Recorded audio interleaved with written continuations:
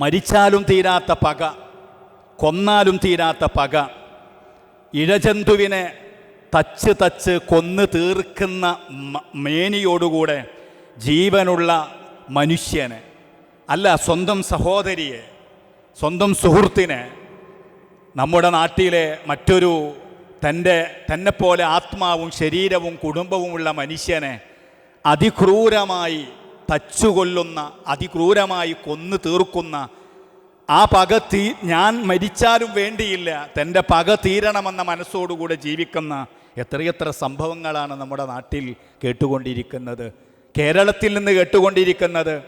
പ്രിയപ്പെട്ട സഹോദരന്മാരെ, കഴിഞ്ഞ ദിവസമാണല്ലോ കോഴിക്കോട് മൂഴിക്കലിലെ ഒരു സംഭവം നമ്മെ നെട്ടിച്ച് കളഞ്ഞത്. ഒരു കുടുംബത്തിലെ 2 ആളുകൾക്ക് ജീവൻ നഷ്ടപ്പെടുന്നത് മറ്റേതോ ഒരു കുടുംബത്തിൽ നിന്ന് വന്നവരല്ല ആ കൊലപാതകത്തിന് കാരണം. സഹോദരിക്ക് തുല്യമായി സ്വന്തം പെങ്ങളായി കാണേണ്ട മാതൃ സഹോദരിയുടെ മകളെ, 16കാരിയായ മകളെ അതിക്രൂരമായി കഴുത്തിൽ മുണ്ടിട്ട് ശ്വാസം മുട്ടിച്ച് കൊന്നിട്ട് തൻ്റെ കുടുംബത്തിലെ മറ്റൊരു ചെറുപ്പക്കാരൻ, മറ്റൊരു സഹോദരിയുടെ മകനായ ചെറുപ്പക്കാരൻ ആ വീട്ടിൽ വെച്ച് തന്നെ ആത്മഹത്യ ചെയ്യുന്ന വാർത്ത. ഇത് നാളെ നമ്മുടെ വീട്ടിൽ, നമ്മുടെ നാട്ടിൽ, നമ്മുടെ അയൽപ്പക്കത്ത് ഒന്നും സംഭവിക്കൂല എന്ന് നമുക്ക് പറയാൻ പറ്റില്ല.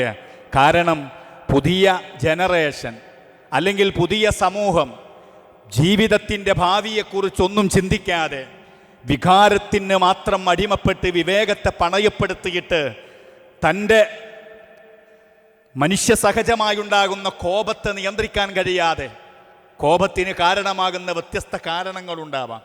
ഈ സംഭവത്തിൻ്റെ വാർത്ത ചൂടാറും മുമ്പാണ് ഇന്നലെയായി സോഷ്യൽ മീഡിയകളിലും വാർത്താ മാധ്യമങ്ങളിലും മറ്റൊരു വാർത്ത.